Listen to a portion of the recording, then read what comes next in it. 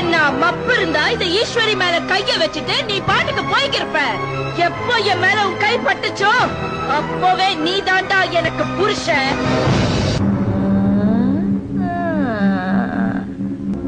யாருதுங்க? உங்க அப்பா நான் தாளுமா? அப்போ மாமனார் மாமியாரு ஆசீர்வாதம் பண்ணுங்க. இது தெரியாம நடந்து போச்சுமா.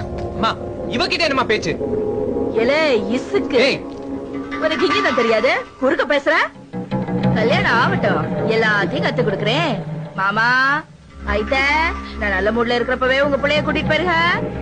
இல்ல இதே மறுப்போட நின்ன கொத்தி எடுத்து சொருவிடுவேன். உன்னைய கொன்னுட்டு நான் வெள்ளை புடவைய கட்டிக்கிறேன்.